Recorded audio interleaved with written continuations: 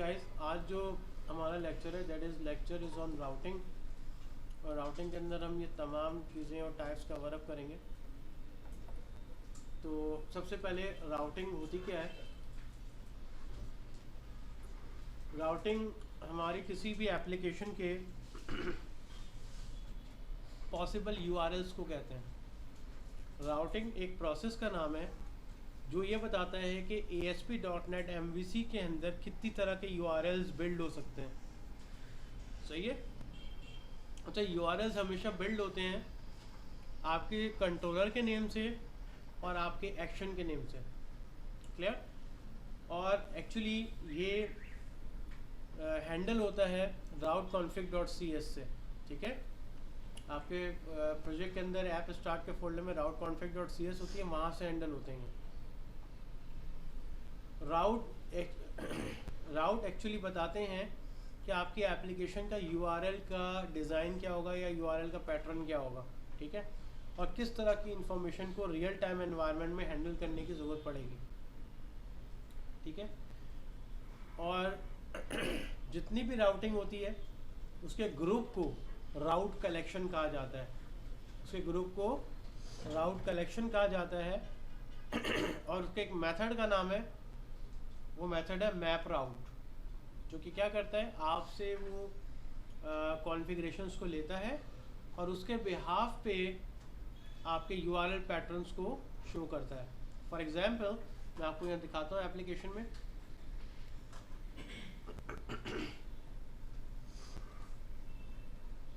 ये आप ही का मेगा स्टोर का प्रोजेक्ट है जो हम वेबसाइट पे डेवलप कर रहे थे।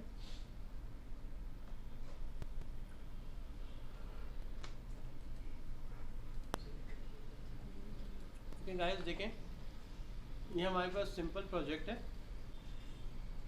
जिसके ऊपर हम लोग काम कर रहे थे। और अगर आप इसमें ऐप स्टार्ट में आए तो आपको यहाँ पे route-config.cs मिलेगी। ये वो राउट कलेक्शन है और मेथड का नाम ये रहा मैप राउट। इसके अंदर आके आप URL पैटर्न बताते हैं। आपका URL पैटर्न कहाँ है, ये रहा। ये URL पैटर्न क्या बता रहा है कि जब भी आपकी एप्लीकेशन रन होगी, आप एप्लीकेशन का नाम स्लैश कंट्रोलर का नाम स्लैश एक्शन का नाम स्लैश और ID। तो ये हमारे पास URL पैटर्न है। और इस URL पैटर्न के बाद उस URL पैटर्न की वैल्यूज़ कहाँ से उठ रही हैं वो नीचे बताई गई हैं।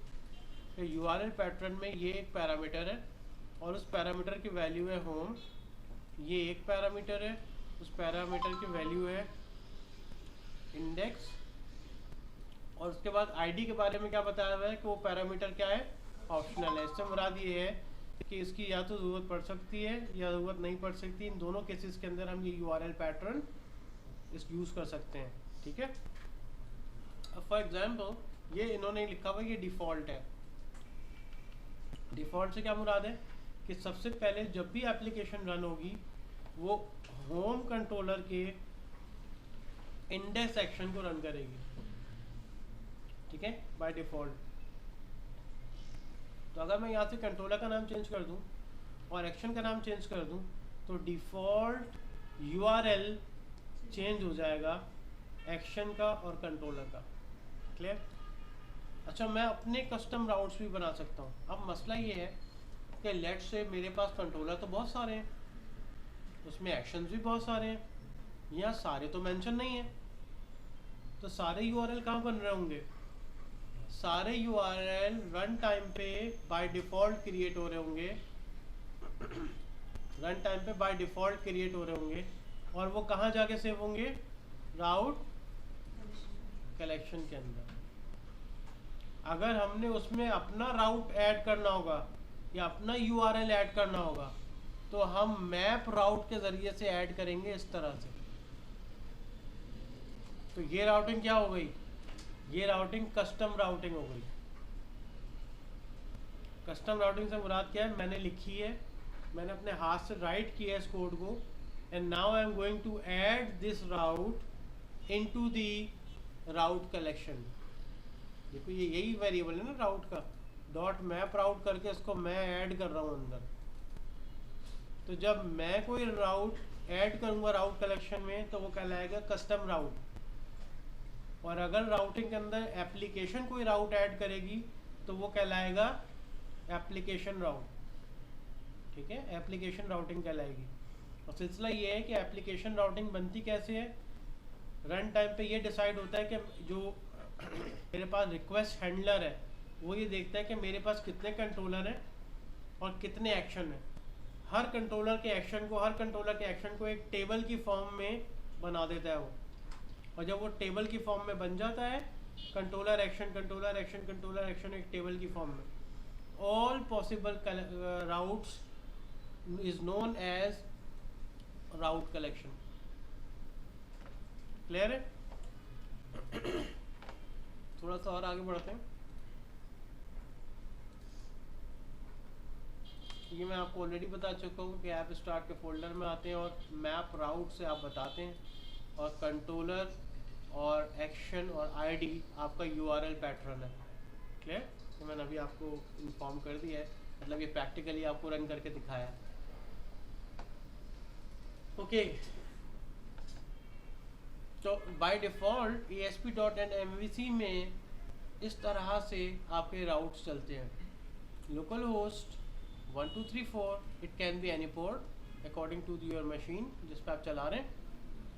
फिर आपके कंट्रोलर का नाम, फिर आपके एक्शन का नाम, और फिर आपकी आईडी इफ़ पॉसिबल अगर इसकी नीड है।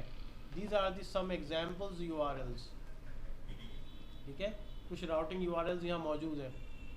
होम में, इंडेक्स में, प्रोडक्ट में, एडिट में, स्टूडेंट एडिट में, कंपनी, अबाउट, कंपनी, कॉन्टैक्ट। इसके अंदर होम कंट्रोलर है, इंडेक्स एक्शन है। इसके अंदर प्रोडक्ट का कंट्रोलर है और एक्शन मेंशन नहीं है। तो अगर एक्शन मेंशन नहीं होता तो बेटा by default index he call होता है। ये ASP.NET MVC का ट्रेंड है कि अगर कॉल नहीं होता तो ये हमारे पास डिफरेंट URLs हैं जो कि हमने देखे। यहाँ पे ये अब यहाँ पे ये कंट्रोलर प्रोडक्ट का है, बट यहाँ पे कुछ मेंशन नहीं है एक्शन का, मतलब बाय डिफ़ॉल्ट इंडेक्स है। यहाँ पे कंट्रोलर प्रोडक्ट है, एक्शन एडिट है। यहाँ पे कंट्रोलर स्टूडेंट है, कुछ भी नहीं है तो एक्शन इंडेक्स है। यहाँ पे कंट्रोलर स्टूडेंट है, एक्शन एडिट है। कंट्रोलर कंपनी है, एक्शन अबाउट है। कंट्रोलर कंपनी है, एक्शन कॉन्टैक्ट है।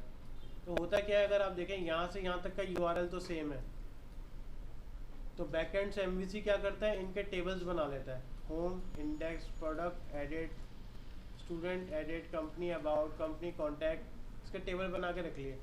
और हर पॉसिबल कम्बिनेशन एक URL बन के सामने आता है।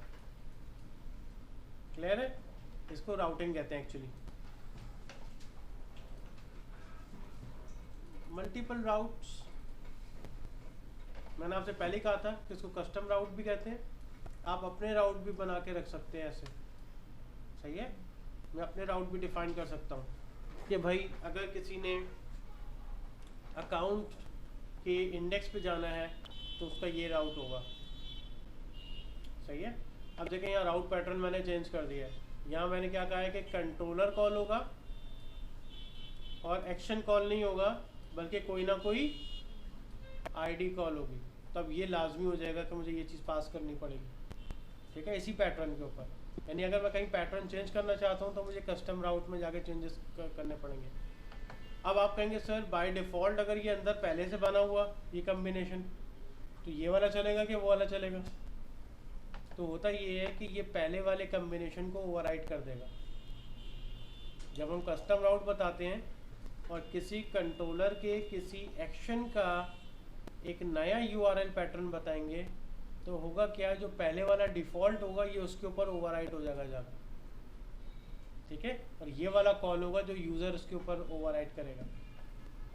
फाइन, तो ये कस्टम राउट्स हैं। कुछ और कस्टम राउट्स भी थे मेरे पास। ठीक है, और अगर आप आगे आते हैं राउट कॉन्स्ट्रेंट। अच्छा, राउट कॉन्स्ट्रेंट हमारे पास क्या होता है बेटा कि अभी तक हम नेम कर रहे थे राउट का, URL पैटर्न बता रहे थे, और उस URL पैटर्न की डिफ़ॉल्ट वैल्यूज़ बता रहे थे। अब हमने कॉन्स्टेंट भी अप्लाई कर दिया, और ये कॉन्स्टेंट क्या है? ये कॉन्स्टेंट ये होता है कि ये जो आईडी है ना, आईडी पैरामीटर है, इस आईडी पैरामीटर के ऊपर आप फर्दर रूल अप्लाई कर रहे हैं कि ये आईडी ऑलवेज न्यूमेरिक होगी। \d टेल्स कि इट ओनली, यानी आईडी शुड बी न्यूमेरिक 1 2 3 4 5, कोई अल्फ़ाबेटिकल कैरेक्टर्स में अलाउ नहीं होगा। एक्चुअली ये चेक कर रहा है कि कोई अल्फ़ाबेटिकल ऑर्डर आ तो नहीं रहा, तो \d हमेशा न्यूमेरिक के लिए यूज़ होता है, ठीक है। डिजिट डी से आते हैं, इसलिए \d लगा हुआ है हमने, सही है।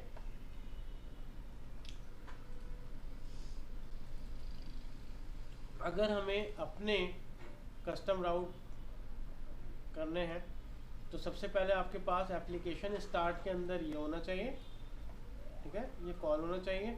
अब हमें ये देखना है कि ये वाक़तन हमारे पास कहाँ है, यानी हमारे पास एक्चुअली राउटिंग कॉल कहाँ से होती है, ये पूरा मैकेनिज़्म क्या है ये देखते हैं। चलें, पूरा मैकेनिज़्म क्या है बेटा, कि जब भी एप्लीकेशन चलती है सबसे पहले global.ajax कॉल होता है। जो कॉन्फ़िगरेशंस कॉल हो रही हैं, अगर आप उसमें से देखें तो आपको राउट टेबल की राउटिंग कॉन्फ़िग नज़र आ रही होगी। यानी आप सबसे पहले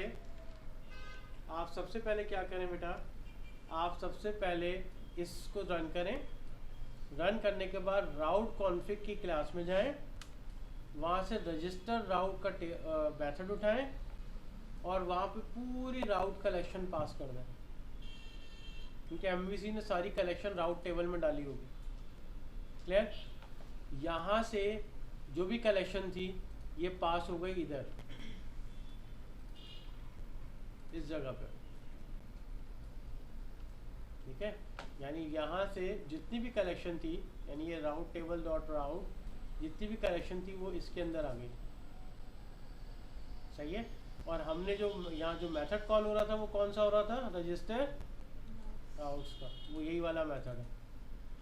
ये किस क्लास के अंदर है, यही global.ajax में खोलेगी। यानी इस क्लास में जाइए, चले गए, इस क्लास में जाने के बाद उसका मेथड कॉल करिए, इसका मेथड कॉल हो गया, और मेथड कॉल करने के बाद उसके अंदर जितनी भी राउटिंग MVC ने बनाई है वो सब पास कर दें। तो हमने वो सब के सब यहाँ पास कर दी MVC ने। पास करने के बाद जब मैंने कहा route.map राउट, तो एक कस्टम राउट ऐड हो गया अंदर, ठीक है। तो हमेशा एप्लीकेशन global.ajax से एंटर होती है और सारी कॉन्फ़िगरेशन उसी वहीं से लोड करती है, वहीं से ही हमारी राउटिंग भी लोड होती है, ठीक है, किसी भी एप्लीकेशन की। एट्रीब्यूट राउटिंग ये होती है बेटा कि अगर हमें किसी कंट्रोलर को रीनेम करना हो, यानी मैं चाहता हूँ कि है तो वो home controller, but routing table में वो होम से कॉल ना हो, बल्कि किस नाम से कॉल हो, मूवी से कॉल हो, तो मैंने क्या किया, राउट प्रीफिक्स डिफाइन कर दिया इस कंट्रोलर के ऊपर। राउट प्रीफिक्स क्या करता है, इस कंट्रोलर को रीनेम कर देगा एक नए नाम से। मैं एक्शन को भी रीनेम कर सकता हूँ, कैसे लिखा हुआ है, अबाउट, और मैंने कहा इसको इस अबाउट को कॉल करना है users/about से। तो इसका मतलब होगा डिफॉल्ट ये एक्शन कैसे कॉल होगा, users/about, सही है। मेरे ख्याल से इसको हल्का सा करके देख लेते हैं एक दो को, सही है। ये कंट्रोलर और एक्शन रीनेम हो रहे हैं कि नहीं हो रहे हैं, और उसके बाद फिर हम आगे नेक्स्ट उसकी तरफ चलते हैं। ओके गाइस, ये मैंने एक नई चीज़ इसके अंदर लाके ऐड की है कि जब भी हम एट्रीब्यूट राउटिंग पे काम करेंगे, हम ये चीज़ जो है ना, route.map MVC एट्रीब्यूट राउट, ये हम सबसे पहले ऐप अपने रजिस्टर राउट के मेथड में जाके ऐड करेंगे। ये रजिस्टर राउट का मेथड है, इग्नोर राउट्स के बाद फ़ौरन नेक्स्ट नीचे आप इसको ऐड कर देंगे। इससे मुराद ये है कि जो भी एट्रीब्यूट राउटिंग में परफॉर्म कर रहा हूँ, that should be enabled in my project. Clear? फिर मैंने क्या किया, राउट प्रीफिक्स के ऊपर होम को मूवी से, तो मैं यहाँ अपने होम पे आया और इसको मैंने मूवी से रिप्लेस कर दिया। देखिए राउट प्रीफिक्स मूवी मैंने होम पे अप्लाई कर दिया। आपको ज़रा चला लेते हैं।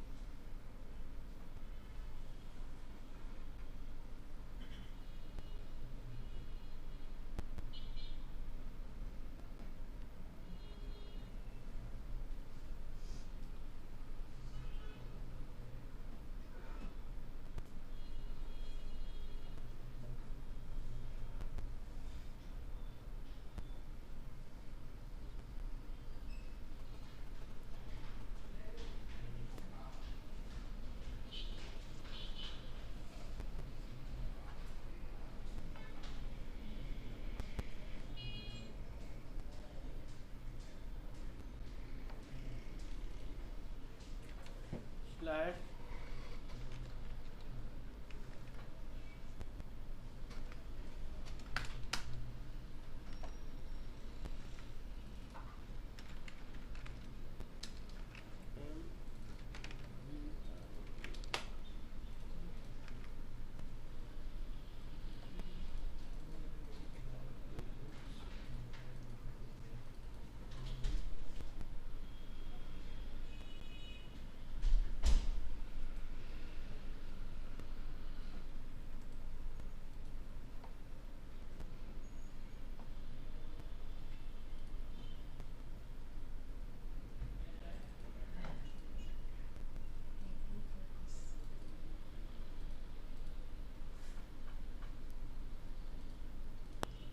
तकरीबन ये रन तो हो गया है मूवी के अंदर।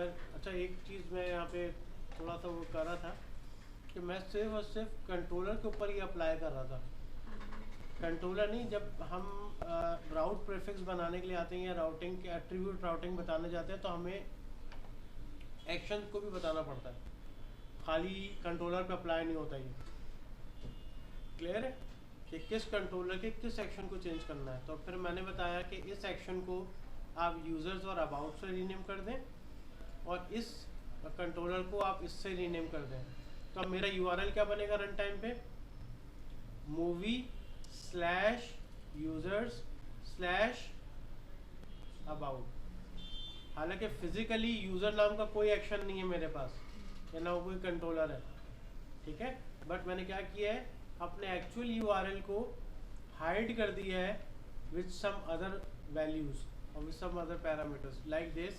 कि मैंने कहा कि मूवी में यूज़र्स में अबाउट में जाके जब मैंने एंटर किया तो उसने मुझे होम का अबाउट रन करके दिखा दिया। बट अब ये आया यहाँ इसलिए रहा है बिकॉज क्योंकि इसके अंदर जो सी एस एस उसका इमेज या सी एस एस का यूआरएल सही पास नहीं हुआ होगा, ठीक है।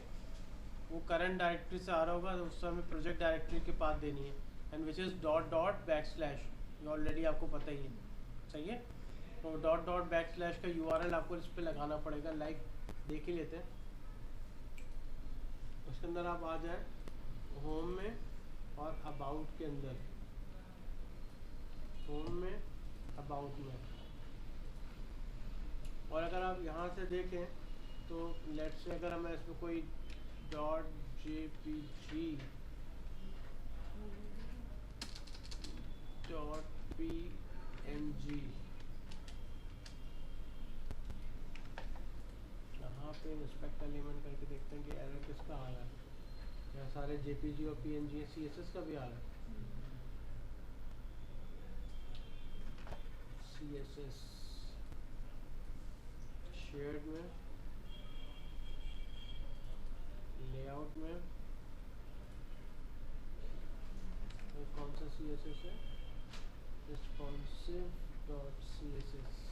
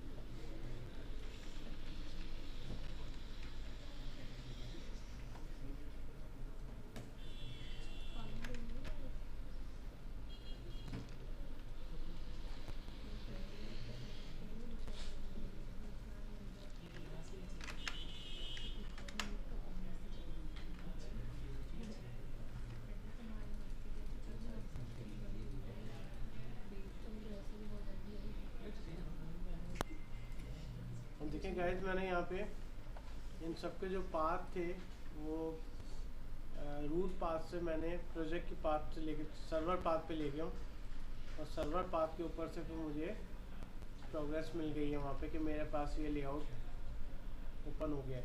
क्लियर? तो यकीनन देखें, मूवी यूजर्स और अबाउट से मैंने यूआरएल को लिंक कर दिया। हालांकि this is not the correct physical approach. Physically ये कंट्रोलर के अंदर अबाउट है, बट मैंने इसको रीनेम कर दिया है मूवी यूजर्स और अबाउट में। ये यूआरएल किस लिए किया है? ताकि एक्चुअल या फिजिकल कोड स्ट्रक्चर किसी को पता ना लग पाए, और ये सिक्योर हो जाता है थोड़ा बहुत आपके हैकर से या इंट्रूडर से जो आपके कोड या आपकी वेबसाइट को हैक करना चाहते हैं, उसके लिए मैंने सिक्योर बना दिया। जब आप एट्रीब्यूट राउटिंग पे काम करते हैं, it will secure your application. ठीक है, आपकी एप्लीकेशन को सिक्योर कर देता है। लास्ट चीज़ है विच इज़ कन्वेंशन या डिफ़ॉल्ट बेस्ड राउटिंग। तो हमने जो यहाँ पे पढ़ी थी ना कस्टम राउटिंग, इसको कन्वेंशन बेस्ड राउटिंग भी कहते हैं या डिफ़ॉल्ट बेस्ड राउटिंग भी कहते हैं, एक ही बात है। कन्वेंशन बेस्ड राउटिंग या डिफ़ॉल्ट बेस्ड राउटिंग एक ही बात है। डिफ़ॉल्ट राउटिंग या कन्वेंशन राउटिंग एक ही चीज़ है। क्लियर? ओके गाइस, यहाँ तक रखते हैं राउटिंग को, और इंशाल्लाह फिर नेक्स्ट लेक्चर के अंदर आगे प्रोसीड करेंगे।